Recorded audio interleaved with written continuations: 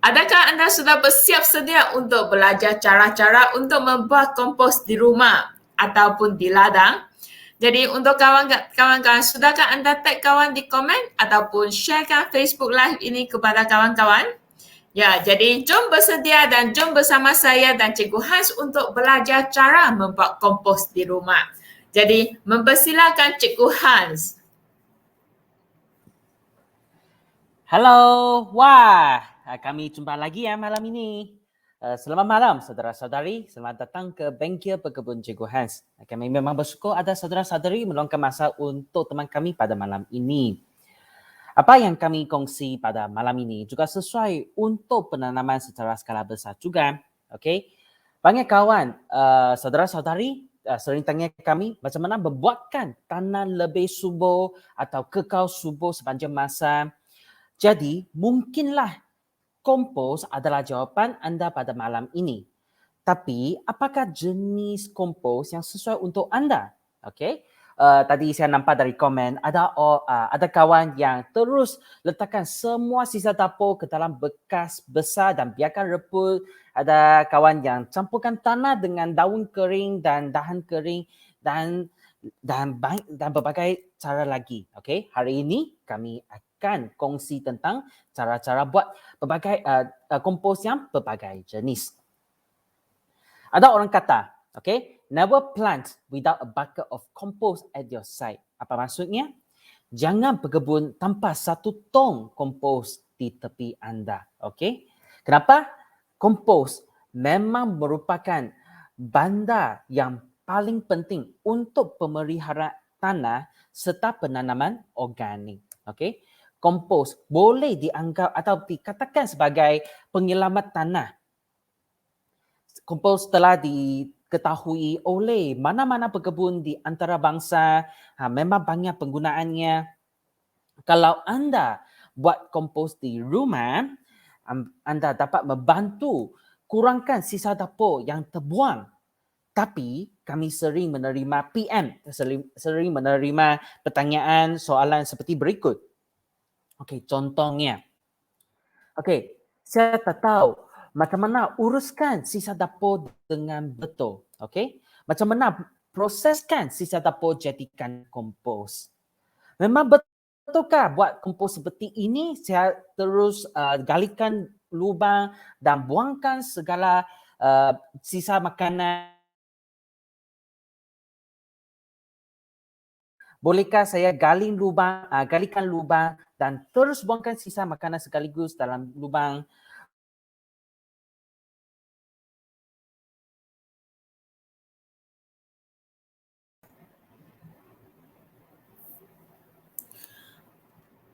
Okey, maaf nampaknya Cikgu Hans punya talian malam sebab Boleh buat malam lagi. Cikgu Hans. Ya? Internet sana Ya? mungkin stable Okey. Sekarang boleh dengar saya ke sekarang? Jadi yang tadi yang membuat lubang dan taruh semua barang tadi hang dekat sana. Okey. Okey. Saya start dari sini lagi. Okey, saya cakap slow sikit supaya saya tak tahu malam ini itu lain lemah sikit Okey. Bolehkah ada saudari tanya sebegini, bolehkah saya galikan lubang dan terus buangkan sisa makanan? Berapa lamakah saya boleh mula tanam selepas buat ini? Kenapa pokok saya menjadi kuning atau terbakar selepas letakkan sisa kopi? Bolehkah saya guna sisa kopi? Rumah saya tak ada ruang yang besar untuk buat kompos. Okey, apa yang saya boleh buat lagi? Jadi, melalui bengkel pada malam ini, kami berharap kita dapat belajar bersama-sama. Apa yang kami nak faham? Kita nak faham apakah kompos. Kita nak faham apakah kebaikan kompos. Kita nak faham apakah syarat kompos yang berkualiti. Kita nak faham juga jenis dan pembuatan kompos yang berbeza jenis serta cara dan kadar penggunaan kompos yang berlainan jenis. Sekarang kami nak terangkan apakah itu kompos, apakah kebaikan kompos. Okey, kompos. Okey. Apa maksudnya? Kompos merupakan bahan organik yang diuraikan sepenuhnya menjadi nutrien dan bahan serat organik. Okey.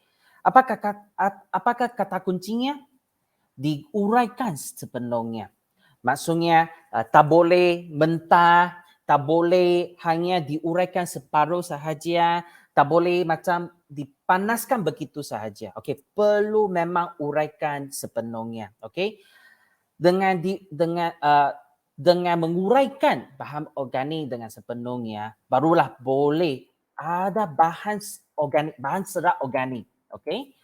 Ada mikro yang berfaedah dan nutrien yang menyeluruh. Jadi apakah nutrien yang anda boleh bayangkan seperti NPK, kalsium, magnesium, boron, unsur suri, trace elemen, semua dapat diuraikan dalam kompos ini. Okey? Dilepaskan dalam kompos ini. Okey? Contohnya bahan serat organik, okey, yang berfungsi menjadikan tanah lebih berserabut, lebih longgar, lebih subur. Dengan ini dapat menambah baikkan struktur tanah.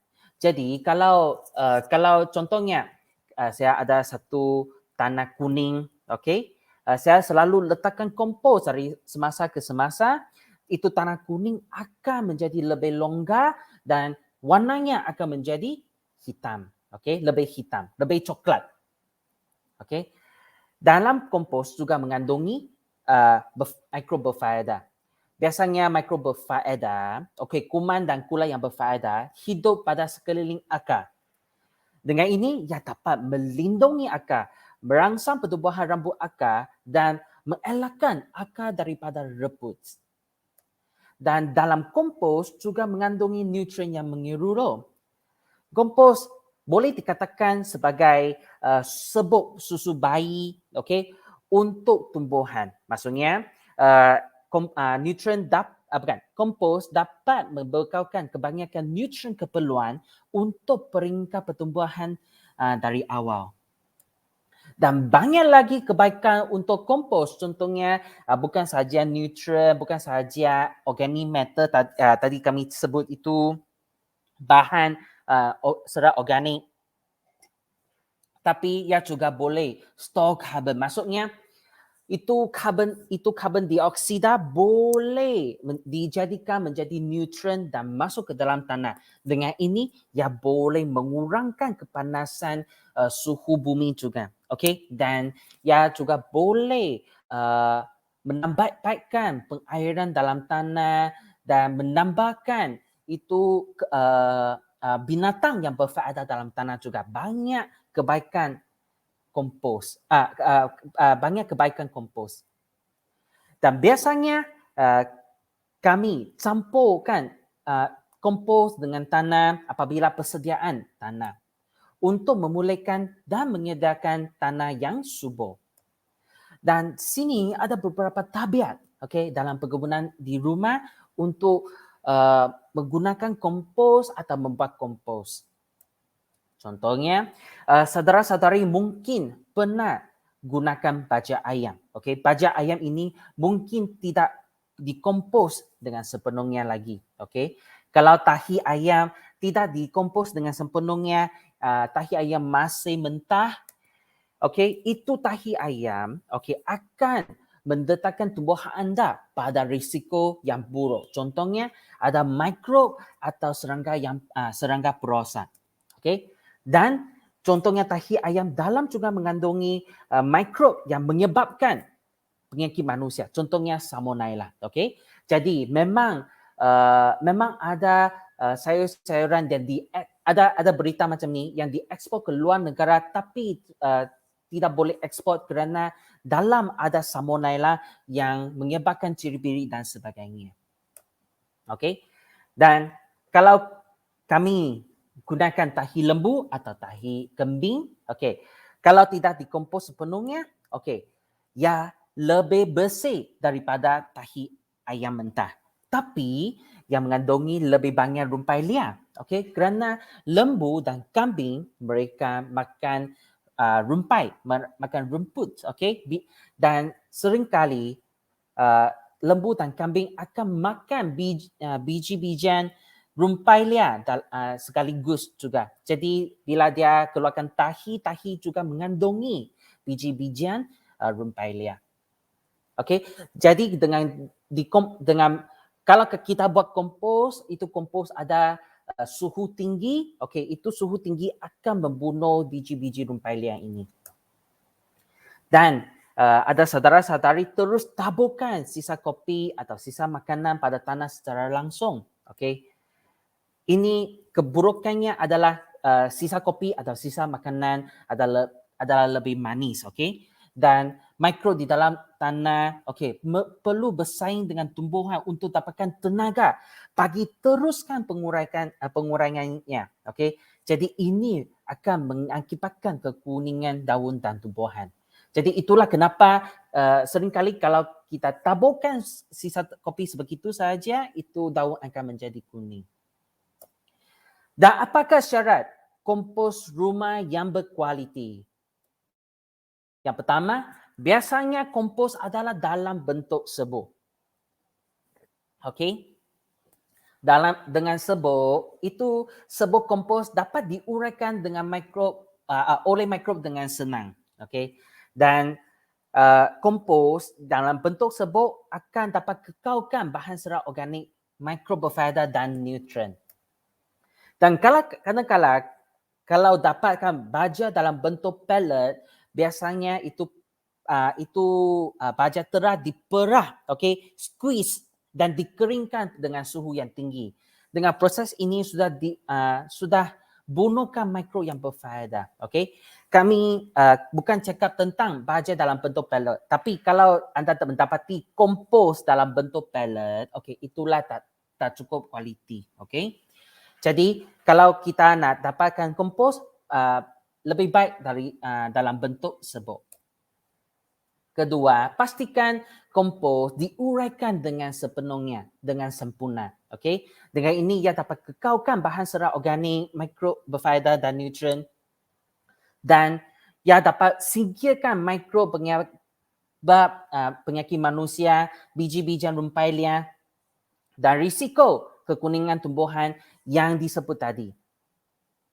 Okey, sekarang kami buat ulang kaji kat sini. Kompos adalah bahan organik yang diuraikan dengan sepenuhnya menjadi bahan serat organik dan nutrien. Kompos biasanya dibajak dalam tanah sewaktu persediaan tanah untuk memulihkan kesuburan tanah ke tahap optimum. Kompos membantu dalam pemerihan tanah dengan membekalkan bahan serat organik, mikrob berfaedah dan nutrien yang menyeluruh. Okey, kalau kami taburkan tahi ayam mentah, tahi lembu, tahi kambing, sisa kopi, bukan kopi dan sisa makanan yang belum dikomposkan lagi secara langsung pada tanah, ini akan membawa lebih banyak risiko negatif seperti penyakit tumbuhan, penyakit manusia, lebih banyak rumpai liar, kekuningan tumbuhan akibat daripada persaingan nutrien dan lain-lain. Syarat kompos yang berkualiti adalah seperti berikut dalam bentuk serbuk dan kami perlu pastikan kompos dah diuraikan dengan sepenuhnya. Jadi sekarang kami akan kongsikan cara berkomposan di rumah untuk pastikan itu bahan organik telah diuraikan atau dikomposkan dengan sempurna. Cara pertama iaitu kompos berlubang atau dalam bahasa Inggeris deep and drop composting. Okay? Banyak saudara-saudari tanya, kalau saya nak galikan lubang, itu lubang perlu berapa dalam, tunggu berapa lama untuk tanam semula lagi. Jadi, marilah kita tengok tips-tips berikut. Okay? Okay, inilah galikan lubang, buangkan sisa makanan di dalam saja. Pertama kali, okay, kita perlu galikan lubang lebih daripada 1 kaki kedalaman, agak-agak 30 cm sehingga 40 cm. Okay? Tapi berapa luas, okay, bergantung pada berapa banyak sisa makanan yang anda nak buang ataupun nak proses. Okey. Dan seterusnya kita letakkan sisa makanan tambah dipatahkan. Maksudnya buangkan saja tapi tak perlu pijak. Okey? Tak perlu tekan. Okey? Jangan letakkan sisa makanan lebih daripada separuh dalam. Okey? Maksudnya kalau lubang ini ada 30 cm, jangan letak lebih daripada 15 cm. Okey? Tebangnya sekali 15 cm sahaja. Separuh sahaja. Okey? Dan seterusnya kita letakkan lagi dengan lapisan daun, rumpai liar, batang kering, okey, untuk pengudaraan yang baik. Okey, jadi ini dapat proseskan kompos dengan baik. Okey, ke dalamnya, okey, ketebalannya agak-agak 5 cm.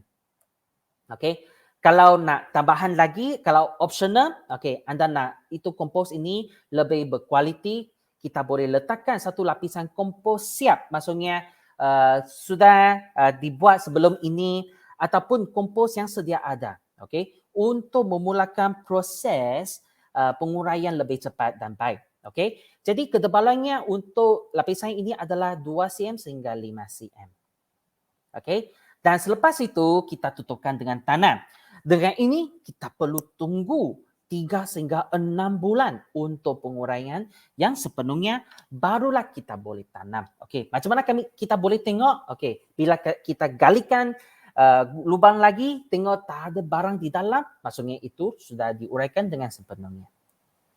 Okey, kebaikan cara ini adalah itulah sangat senang, kurang kerja, bukan kurang kejam, okey, sesuai untuk pelbagai jenis sisa makanan. Tapi keburukannya ini memerlukan ruang yang besar, okey, dan ini ambil masa lebih lama sebelum sesuai untuk penanaman semula lagi. Cara kedua, anda boleh pilih pengkomposan timbunan atau kita panggil pau turning kompos. Maksudnya anda timbunkan sisa makanan, kumpulkan sisa makanan dan gaukan secara tetap, okey, untuk memulakan pengkomposan. Okey, jadi kita kumpulkan sisa makanan dan sering digau. Okey, macam mana kita buat pengkomposan timbunan ini? Okey, jadi kita kumpulkan bahan-bahan seperti berikut. Bahan serat kita letakkan 40 sehingga 60%, bahan halus 10%, tahi binatang 50%. Okey, kalau anda tak dapat tahi binatang atau kita tak mahu tahi binatang, okey, itu tahi binatang boleh diganti dan semuanya dengan bahan halus. Okey, bahan serat contohnya macam itu sisa mushroom, sisa cendawan, ataupun itu sisa tebu, sisa jagung. Okey, semua yang mengandungi banyak serat di dalam, okey, kita letakkan 40 sehingga 60%. Bahan halus maksudnya sisa makanan yang memang sangat senang direbut. Okey, contohnya kulit buah-buahan, itu daun sayur-sayuran yang terbuang dan sebagainya. Okey, kita timbungkan setinggi 1 meter tinggi. Okey, ini merupakan ruang yang minimal untuk memulakan proses pengkomposan.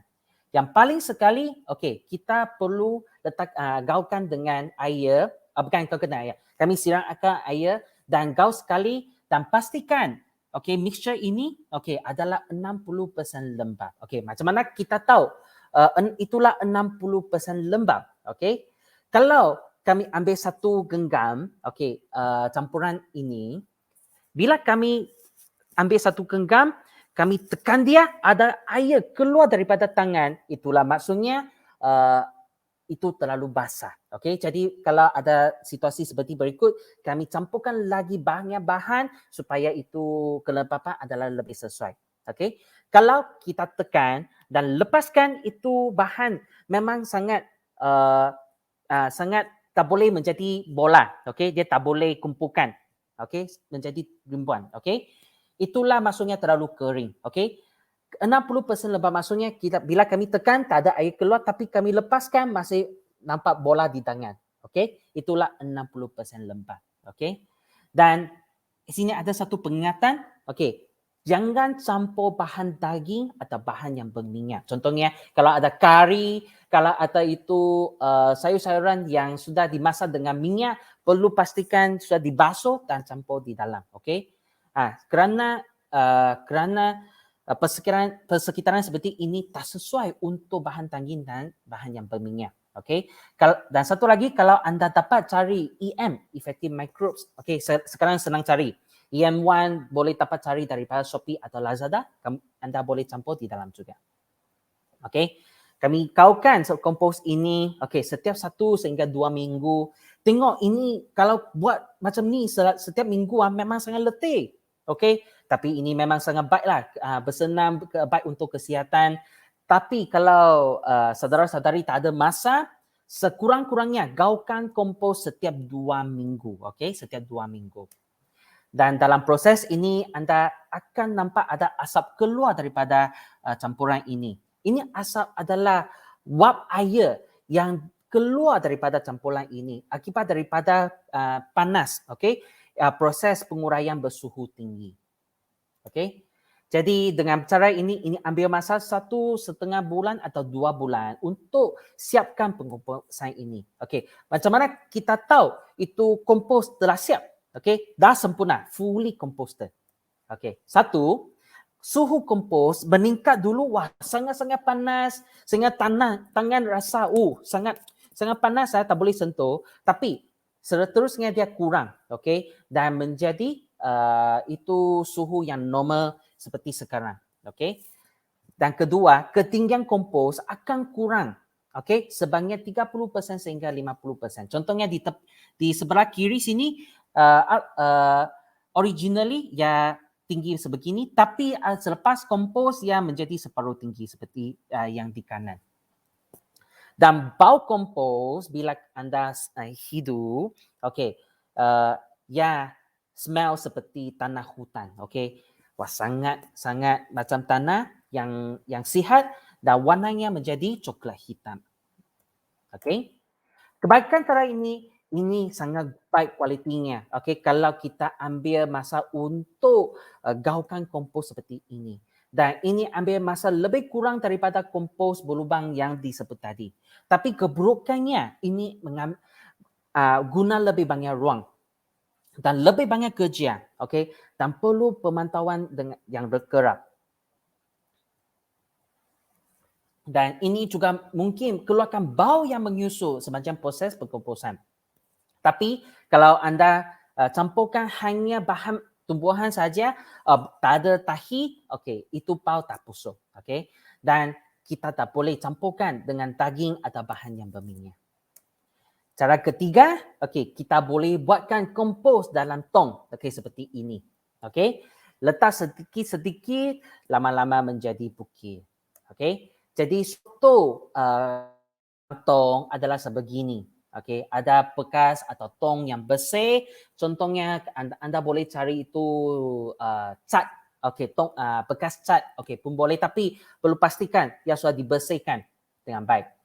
Ada penapis di sini. Jadi kalau anda boleh cari penapis, jaring penapis atau letakkan batu kecil di bawah, Dan sini ada saluran. Untuk sini anda boleh ada lubang atau pilih saluran.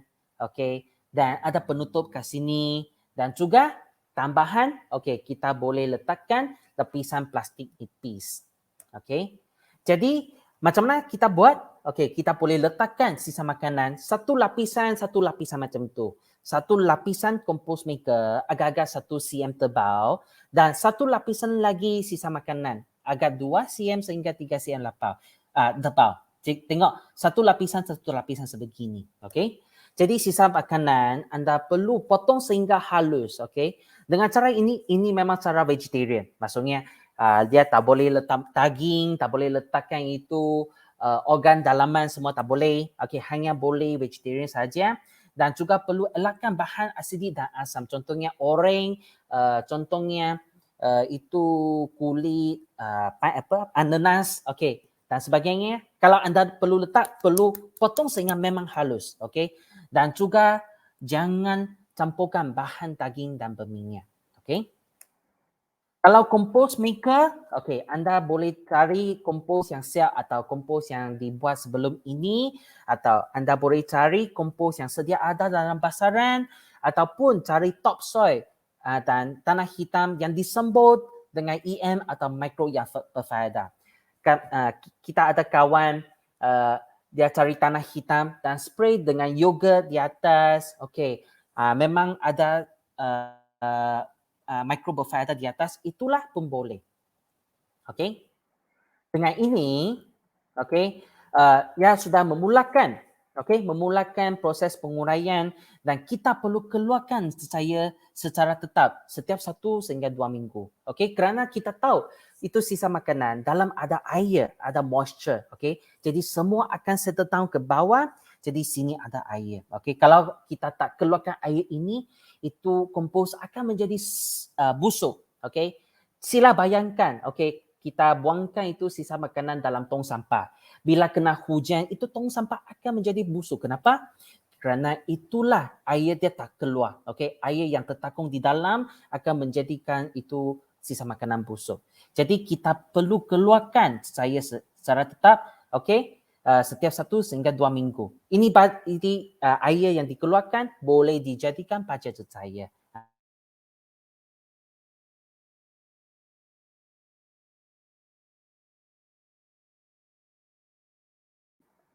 Okay? Anda perlu tutupkan bekas ini dengan rapat, tapi bukan kedap udara, bukan airtight, okey? Perlu tutup dengan rapat setiap kali untuk elakkan lalat daripada melahirkan telur atau anak dalam sisa makanan, okey? Dan juga perlu elakkan terdedah pada hujan. Kerana kalau anda tidak tutup dengan rapat, okey, itu lalat sangat bijak, okey? Mereka terbang, okey, dan pergi ke sini, mereka tak boleh masukkan, tapi mereka akan lahirkan telur di tepi sisi penutup ini. Okey, dan seterusnya itu telur sudah hatching, sudah menetas, anak-anaknya akan panjat ke dalam sisa makanan ini. Okey, jadi kalau boleh tutup dengan rapat, dengan penutup dan ditekan dengan benda yang berat supaya dia boleh tutup dengan rapat. Itulah kenapa kalau anda boleh, kita boleh letakkan satu lapisan plastik yang nipis lagi supaya itu lalat tak boleh masuk dalam. Okey, tadi kita cakapkan letak satu lapisan. Bila sudah penuh, okey, yang sudah penuh ke atas, kita tunggu selama 1 bulan lagi untuk penguraian yang sepenuhnya. Okey. Dan pengingatan, okey, macam mana kita tahu sudah uraikan sepenuhnya? Bila kami bukakan penutup itu, kita tengok, oh itu bahan sisa makanan sudah hilang kelihatan asalnya sudah okey. Dengan cara ini, kebaikannya ini senang kerja, senang dikawal, ruang kecil, okey, kurang masa diperlukan berbanding dengan kompos lubang atau kompos timbunan, tapi keburukannya ia tidak sesuai untuk unit, untuk keluarga yang hasilkan banyak sisa makanan, okey. Dan jenis bahan yang sesuai juga terhad, hanya vegetarian. Okey, anda perlu elakkan bahan asidik atau bahan asam. Okey, kita ada 2 cara lagi, okey. Ini cara keempat, vermicompost atau buat kompos cacing, okey. Anda boleh buat kompos cacing di rumah. Ini cacing memang sangat baik, okey. Kita biarkan cacing atau serangga makan sisa makanan saja dan kita dapatkan tahinya untuk dijadikan kompos. Okey, kita akan kongsi macam mana buat di sini. Anda dapatkan 3 bekas seperti ini. Okey, setiap lapisan bekas, okey, supaya senang diambil. Okey. Jadi tengok dari gambar ini, okey, inilah 3 bekas. Okey. Jadi 3 bekas ini, okey, kita tengok satu-satu. Okey. Untuk bekas pertama dan kedua ada lubang, okey, untuk pengudaraan. Okey, bekas pertama itulah kawasan aktif untuk cacing dan sisa makanan. Okey, dan sini yang bekas di bawah adalah bin penyimpanan air. Okey, itu kencing cacing. Okey, dan sini ada satu pilih untuk baja cecair. Okey, dan atas sini ada satu penutup. Okey, Dalam sini ada lapisan bedding material, okey. Dan inilah worm casting. Maksudnya itu tahi cacing akan, bila dia sudah makan di atas kan, dia akan keluarkan ke sini, okey. Dan inilah pengumpulan baja cacing ke sini, okey. Dan sini adalah kencing cacing, okey. Okey, apa yang kita nak perlukan itulah vermicompost, okey, cacing kompos. Okey, dan bedding material ini kita boleh letakkan kokopi atau cardboard, okey. Seringkali kita nampak ada itu curtain, okey. Curtain anda boleh koyakkan dan letak di atas, juga boleh dijadikan lapisan bedding di atas juga, okey. Dan penutup ini supaya itu burung tak pergi makan cacing ini. Okey, senang-senang buat saja. Kita dapatkan 3 bekas. Okey, bekas pertama dan kedua buat sebegini, tengok. Okey, lubang di bawah seperti ini dan di tepi juga ada lubang sebegini. Okey, dan atas ada lubang supaya ada pengudaraan yang baik. Okey, jadi untuk bekas pertama yang sering kali ada cacing ke sana dan kita letakkan sisa makanan ke sana, jangan sekaligus letak terlalu banyak sisa makanan ke sana. Yang terbanyak sekali 5 cm tebal sahaja untuk elakkan proses pengkomposan yang hasil kepanasan. Okey, kita tahu kan bila kami timbulkan sisa makanan sesuatu ketinggian, okey, itu akan memulakan pengkomposan dan akan hasilkan kepanasan. Kepanasan ini akan bunuhkan cacing. Okey, itulah terbaik. Jadi terbanyak sekali, okey, 5 cm tebal sahaja. Okey. Dan cacing biasanya kekal di bawah, maksudnya dia akan sembunyi di bawah dan hanya pergi ke atas bila ada sisa makanan di atas. Okey. Jadi untuk sini, okey, adalah kita tidak boleh letakkan bahan sebegini. Tiada daging, tiada bahan berminyak, cacing tak suka makan dan jangan letakkan bahan asidi atau asam, contohnya itu tomato, orange, pineapple, paya, semua tak boleh masuk ke dalam. Okey. Dengan ini kita akan membiar lebih banyak cacing lagi. Ini sangat baik. Jadi dengan cacing ini kita boleh buat bin cacing lain, okey. Cacing kompos lain atau kita boleh letakkan cacing yang berlebihan dalam tanah. Itu cacing akan tolong kamu kerja dalam kebun anda.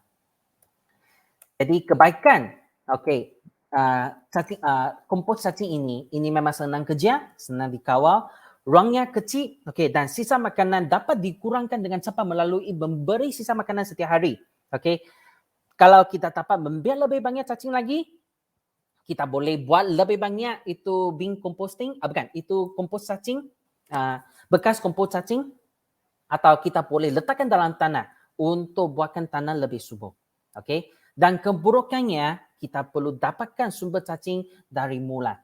Dan jenis bahan yang sesuai juga terhad hanya vegetarian, hanya bahan sayur-sayuran sahaja, daun sahaja, okey. Sumber tumbuhan sahaja. Tak boleh bahan asidik dan asam.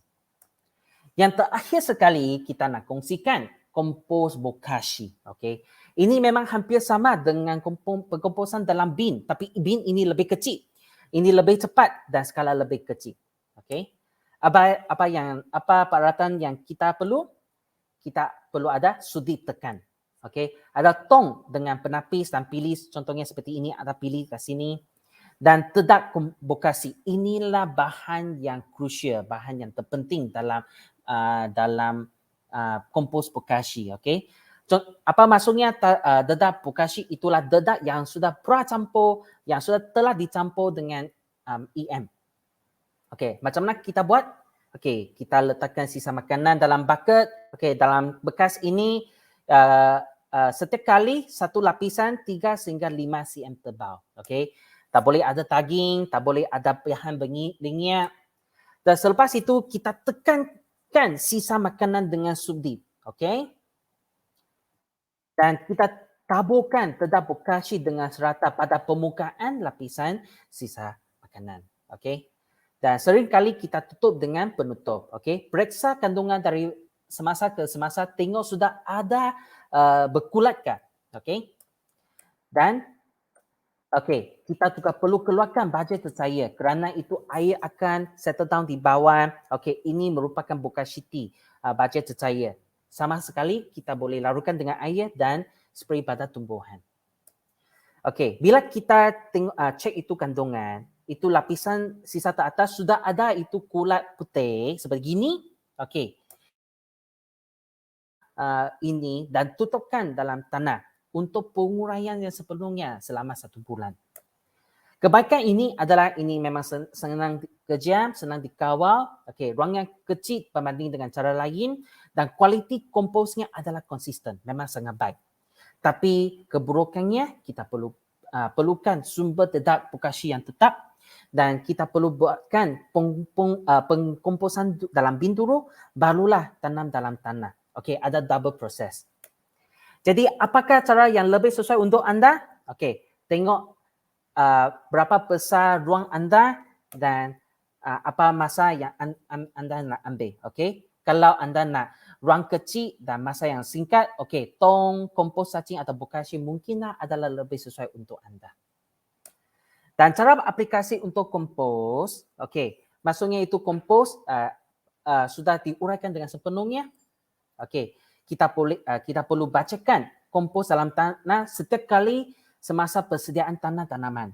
Okey, jadi 1 ekar 4 sehingga 8 tan kompos. Kalau 100 kaki persegi, 10 sehingga 20 kilo kompos setiap kali. Anda juga boleh campurkan dengan media tanaman seperti ini. Kalau ada buat fertigasi, boleh campur 2 sehingga 30%. Kenapa campurkan sebegini? Tadi kita cakap, itu kompos adalah berfungsi seperti sebut susu bayi. Okey, membekalkan nutrien yang awal untuk tumbuhan anda. Tak kisah fertigasi, tak kisah hidroponik, boleh campur sebegini. Kalau memang anda tak ada masa, okey, atau tak ada ruang, anda boleh dapatkan kompos yang sedia ada dalam pasaran. Okey. Contohnya, okey, inilah merupakan kompos yang dibuat daripada sumber tumbuhan secara skala besar dalam kilang. Okey. Ini kompos dibuat daripada bahan tumbuhan sahaja. Okey. Dalam ada sisa tebu, sisa cendawan, dedak nasi, sisa kelapa sawit dan sebagainya. Dan ini digaul dengan mesin sebesar ini setiap hari. Okey. Tapi ini ambil fermentasi selama 4 bulan ke atas supaya memang semua nutrien, semua bahan yang baik dapat dilepaskan dengan sepenuhnya. Okey. Jadi ada bahan serat organik, ada mikro yang berfaedah, ada nutrien yang menyeluruh yang tersebut tadi. Jadi kalau anda dapatkan kompos, memang kompos yang berkualiti, ada piawai, ada standard. Okey, ada organic fertilizer standard. Bahan serat organik perlu lebih daripada 50%. Okey, kalau anda hanya dapat itu tahi ayam saja, tahi ayam mentah dalam tak mengandungi bahan serat yang banyak. Okey, kebanyakan tahi saja. Jadi kalau nak buat kompos, kebanyakan kilang campurkan tahi ayam dengan kusut yang banyak supaya dia dapatkan bahan serat yang banyak. Okey, bahan serat itulah yang terpenting untuk membuatkan tanah anda. Dan kompos patutnya tidak mengandungi bahan logam berat yang melebihi tahap kebenaran seperti ini. Kromium, lead, nikel, cadmium, merkuri, arsenik, semua tak boleh lebih. Okey. Dan paling penting sekali, ia tidak mengandungi kuman penyebab penyakit manusia. Jadi kalau kita hanya letakkan tahi ayam mentah mungkin ada E. coli, ada salmonella. Okey, kalau kita tanam dalam sayur, itu kuman akan hinggap pada sayur anda dan kami makan, itulah tak baik. Okey, jadi kita perlu dapatkan kompos yang tidak mengandungi kuman penyebab penyakit manusia. Okey, kesimpulannya, tadi kita kongsikan 5 cara untuk membuat kompos di rumah. Ada kompos berlubang, ada kompos timbunan aerobik, ada kompos dalam tong, ada kompos cacing, ada kompos bokashi. Okey, jadi anda boleh pilihkan cara yang sesuai mengikut ruang dan masa anda. Kalau anda tiada masa untuk membuat kompos, sila pilihkan kompos yang mematuhi piawai pajak organik seperti mengandungi lebih daripada 50% bahan serat organik, tidak mengandungi bahan logam berat yang melebihi tahap kebenaran dan tidak mengandungi mikrob penyebab penyakit manusia. Okey, jadi dengan ini kita harapkan boleh menjadikan tanah anda menjadi subur yang berwarna hitam seperti ini. Okey. Kalau anda nak dapatkan kompos yang sedia ada atau itu kompos bin di pasaran, anda boleh dapatkan dari kedai nursery, kedai bunga yang berdekatan atau pasaraya ataupun platform beribadah dalam talian. Okey. Dan kebelakangan ini Facebook Hijauan Baba ada post banyak unsur-unsur, banyak message pendidikan seperti ini supaya dapat menyeru lebih banyak keluarga pengguna sokongkan cara-cara organik untuk memelihara, untuk melindungi tanaman anda. Okey. Jadi sila share dan sokong dan like lah. Okey, setakat inilah sesi sharing saya. Sekarang saya pass kepada Jess. Okey, terima kasih Cikgu Hans. Jadi, dengan sharing dari Cikgu Hans, kita boleh dapat tahu dengan tak kira kita punya kebun ataupun kita punya rumah ada ruang besar ataupun ruang limited saja, juga ada cara yang sesuai untuk kita membuat kompos. Jadi, dan juga bahan-bahan yang kita buat kompos memang senang dapat dari rumah, dari dapur kita, especially itu bahan-bahan dapur. Biasanya kita akan terus buang bahan-bahan dapur, sisa-sisa dapur kan. Tapi hari ini kita dapat satu tips, 5 tips untuk macam mana kita boleh gunakan itu sisa-sisa dapur. Dan sekarang, adakah anda ada sebarang pertanyaan tentang sharing malam ini? Kalau ada, boleh tulis dekat chat room, dekat komen sana. Dan juga, adakah anda sudah sharekan malam ini punya FB Live kepada kawan-kawan ataupun ke Facebook anda? Ya, kalau belum, sila share sekarang dan juga tag kawan-kawan anda yang suka tanam-menanam di komen sini. Dan sekarang kita bermula dengan kita punya Q&A section. Jadi dari Adia, tentang ratio, I rasa Cikgu Han sudah bagi tahu tentang sewaktu sharing tadi. Ya, dan Cikgu Han, tentang soalan Adia, sementara kita buat kompos, ada apa tips tak yang boleh tolong mengurangkan masalah bau busuk? Okey, kalau untuk masalah bau busuk, biasanya lebih baik kami campurkan bahan sumber tumbuhan sahaja. Contohnya sisa sayur, semua sumber bahan tumbuhan. Tapi kalau nak lebih kurangkan bau lagi, kita boleh semburkan cuka kayu. Okey, itu boleh mempercepat penguraian kompos dan juga boleh mengurangkan bau daripada keluar daripada kompos. Cuka kayu anda boleh sembur. Kadar larutan adalah sebanyak 500 kali kandar. Maksudnya 1 ml cuka kayu campur dengan 500 ml air anda sembur pada kompos, itulah boleh mempercepatkan meningkatkan kualiti kompos dan mengurangkan bau. Siram setiap minggu ke ataupun setiap kali I menambah bahan? Setiap kali menambah, okey. Tapi kadang-kala itu kompos mungkin ada sedikit kering. Okey, anda boleh spray satu kali lagi. Okey. Bukan setiap hari spray, mungkin seminggu satu kali atau itu kompos mudah kering kerana cuaca panas kan. Okey, seminggu 2 kali. Okey, itulah sudah cukup. Jadi sembur air dan juga sembur cuka kayu? Atau salah satu saja? Salah satu sudah cukup. Oh, okey. Jadi selalunya kita dapat tahu macam tulang ikan ataupun kulit telur. Yang ini memang adalah kalsium ataupun nutrient yang paling bagus selepas kita buat kompos. Tapi sebab kita untuk mengelakkan bau busuk, kita langsung tak boleh letak bahan-bahan macam ini ke? Ya, betul kerana itu persekitaran kompos environment kompos ini tak sesuai untuk menguraikan kulit telur ataupun tulang ikan. Dia susah menguraikan. Tak ada sangat sukar dapatkan mikrob yang menguraikan kalsium. Okay? Jadi biasanya kita boleh buat itu enzim, okay, dengan kalsium untuk kalsium. Dulu kali kami ada kongsikan kita boleh campurkan kucuk kayu dengan kulit telur ataupun kulit telur ataupun tulang ikan, satu nisbah adalah 1:1. Okay? Dia boleh larutkan kandungan kalsium di dalam dan kami ambil dia punya liquid larut dengan air dan spray pada tumbuhan, okay? Atau siram pada tanah. Itulah sangat baik. Okay?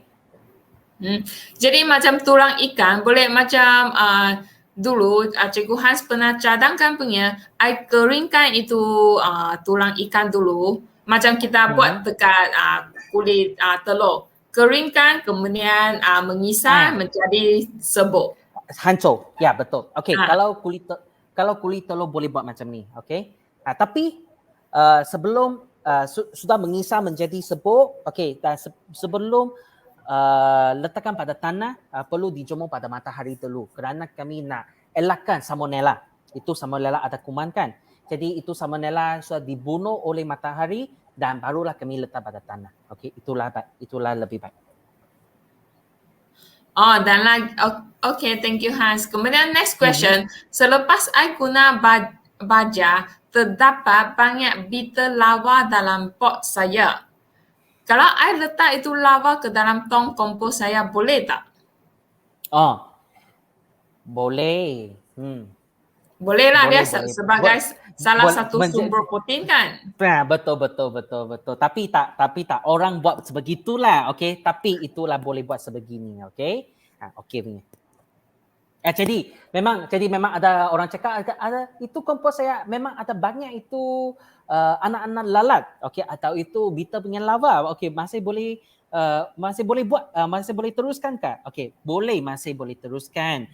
Okey, anda hanya perlu spray lebih banyak EM atau lebih banyak ada cuka kayu supaya proses penguraian lebih baik, okey, dan itu mikrob di dalam akan uraikan lava dan serangga tersebut juga menjadi sumber protein untuk kompos ini.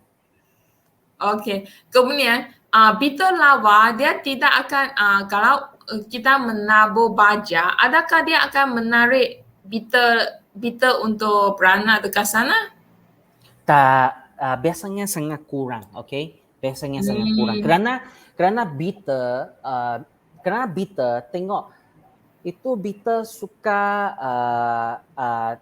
cari sumber, contohnya sumber yang mengandungi kokonat, kelapa atau kelapa sawit. Okey. Kalau memang ada sumber seperti ini, itulah perlu beri perhatian sikitlah. Kalau tak ada guna sumber ini, biasanya tak ada masalah.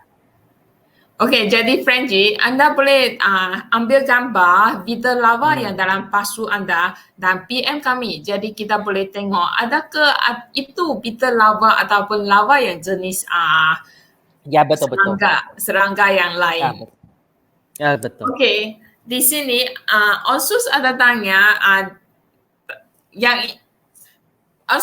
tanya perlukah kita spray effective microbes? Jadi effective microbes adalah EM kan? EM. Ya, EM. Okey, kalau anda dapat cari EM, spray EM. Kalau anda dapat cari at least spray contohnya sumber yang ada mikro yang baik, contohnya itu Yakult atau Vitagen kan. Okey, itu anda boleh spray juga, larut dan spray juga. Okey. Biasanya EM sekarang sangat senang dapat cari. Okey.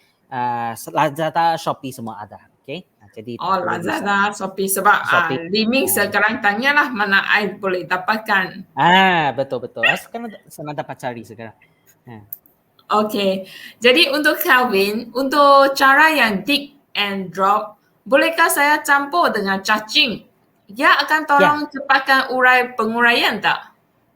Ya, boleh. Anda boleh buat sebegini. Tadi kita cakap selepas kamu letakkan sisa makanan, letakkan satu lapisan daun kering, anda boleh letakkan satu lapisan kompos yang sedia ada ataupun yang sudah siap. Anda boleh letakkan cacing di atas juga pun boleh untuk cepatkan proses penguraian. Okey, tak ada masalah. Okey, dari Nurul, adakah kriteria untuk jenis tong yang sesuai untuk buat tong kompos? Biasanya itu tong, itu bekas kompos tak boleh lut sinar. Tak boleh transparent. Okey, kerana kalau itu transparent itu UV, okey? UV matahari akan bunuhkan mikrob yang baik di dalam. Jadi bekas tong seperti itu, tong cat pun boleh, itu tong sampah pun itu tong sampah itu hitam pun boleh, tapi asalkan penutup boleh tutup dengan rapat, okey, supaya elakkan itu lalat daripada lahirkan telur ke dalam, okey. Dan juga yang itu tong perlu buat itu lubang untuk Filter. pengalian untuk Betul. water ventilation. Yes. Okey, dari Onsurf juga, kompos maker boleh tukar kepada tanah hitam tak? Lebih baik, okey, itu kompos maker. Okey, kalau anda tukar kepada tanah hitam perlu spray dengan EM ataupun dengan mikro yang baik. Okey, tadi kita cakap boleh guna Vitagen atau itu Yakult kan. Okey, lebih baik kerana tanah hitam kita tak tahu apakah jenis mikro di dalam. Dia ada campur, ada kandungan mikro yang baik, ada kandungan mikro yang buruk. Okey, kalau kita campur begitu saja, mungkin mikro buruk akan membiak di dalam kompos ada. Jadi kita nak elakkan sebegini. Lebih baik tanah hitam spray dengan EN atau spray dengan mikro yang baik. Okey? Kalau Cikgu Hans, kalau kita sudah first time sudah berjaya dapat kompos. Okey. Untuk Kalau kali first kedua time, kita boleh ambil kompos itu. Itu lebih baik. Okey, itu lebih baik. Ya, sebab dalam sudah ada biasa- active microbes kan. Betul. Okey, kita ada pengalaman macam ini. Bila kami buat roti, okey, rotinya Yeast. ada yeast kan? Yeast kan, betul. Okey, itu yeast. Okey, bila kami buat roti, kami akan simpankan sebahagian itu dough. Yeast. Okey, Ya. itu ke dalam. Bila kami buat roti yang kali terbaru, kami akan campurkan yeast yang lama. Okey, supaya lebih cepatkan proses fermentasi seperti ini. Jadi sama konsepnya. Okey, anda boleh campurkan kompos yang lama yang sudah siap ke dalam kompos maker ini untuk lebih cepatkan proses penguraian. Okey. Jadi untuk kompos, dapat measure dia punya MPK tak? Dapat measure. Okey, anda hanya perlu hantar kepada lab sahaja untuk dapatkan ratio MPK. Tapi biasanya ratio MPK dalam kompos tak tinggi. Yang terbanyak sekali 2. Okey. Biasanya 1 atau 1.5. 1 sehingga 2 saja tak tinggi. Okey. Dan biasanya sangat average. Okay. Macam itu. That's why kebanyakan kompos dia di packaging mereka tak akan mention MPK punya ratio kan? Tak mention atau mereka mention total kandungan MPK lebih daripada contoh maksudnya N plus P plus K more than 4. Contohnya macam itu sahaja.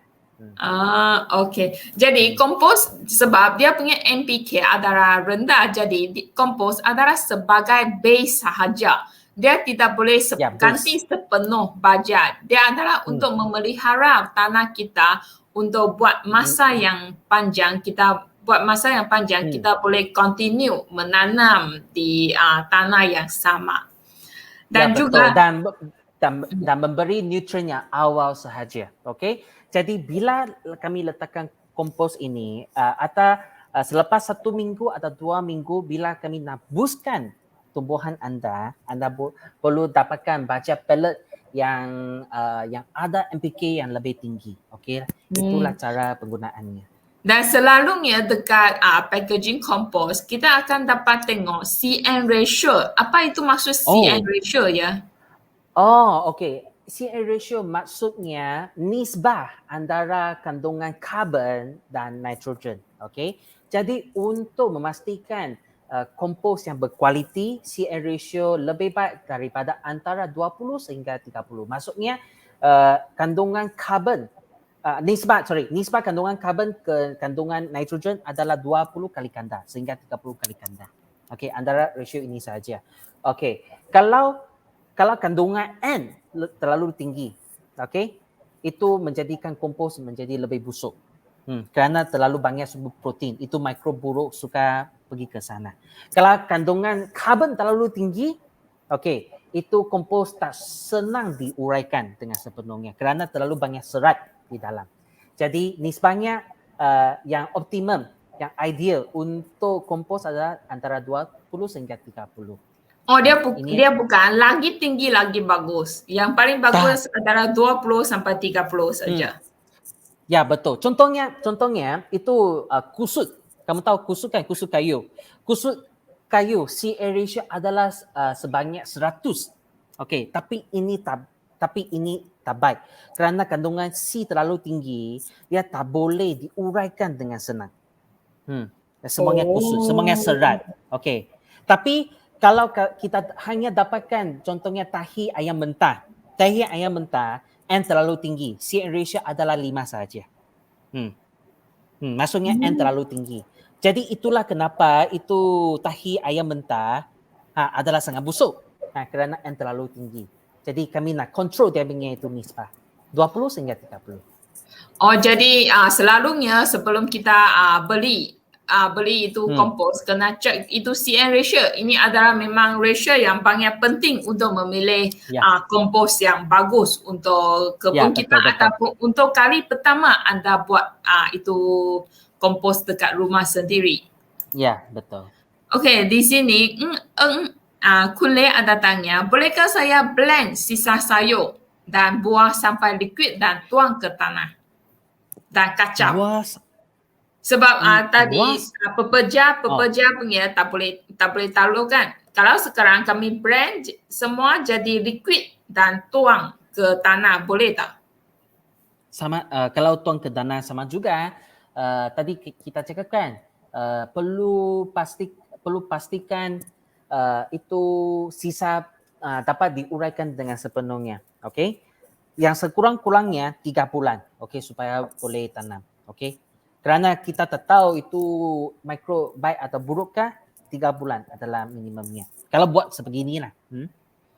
Okey. Jadi saya sebab ada sedikit overtime saya baca last dua soalan untuk malam ini. Okey. Okey, untuk tuang kompos boleh tak jika kita letak sisa makanan yang berminyak tapi sudah dicuci dahulu? Oh, itu okey. Kalau itu sisa makanan yang berminyak, okey, contohnya ada kari, sayur, okey, sudah cuci, okey, dengan bersih, dengan air, okey, itu sudah boleh letak. Pastikan tak ada sisa minyak yang tertinggal di makanan itu. Ya, betul. Tapi contohnya, tapi kalau itu sisa makanan itu sudah originally ada minyak, contohnya daging, okey, sudah ada minyak, okey, tak boleh campur begitu. Okey. Oh, dia minyak yang pepeja juga tak boleh. Minyak haiwan juga tak boleh. Oh, minyak haiwan juga tak boleh, betul. Okey. Okey, last question. Apa sebab kita perlu elakkan bahan asidik ataupun limau sewaktu kita buat kompos? Okey, kerana itu bahan asidik atau itu asam atau limau akan menjejaskan balance mikro berfaedah di dalam. Okey, kalau kita tak sengaja letak lebih banyak limau atau bahan asidik di dalam, mungkin itu akan bunuhkan mikro yang berfaedah di dalam. Kita tak boleh kontrol berapa banyak kita di dalam. Okey, jadi itulah kenapa kita panggil nasihatkan jangan letakkan itu bahan asidik dan limau. Tapi bahan asidik dan limau anda boleh buat apa? Boleh buat enzim. Okey. Enzim liquid. Okey, itu sangat baik untuk tanah, baik untuk tumbuhan. Banyak vitamin, banyak antioksidan. Okey, banyak antibody. Jadi anda boleh buat enzim liquid. Itulah sangat baik. Okey. Okey, jadi untuk FB Live malam ini setakat sini sahaja.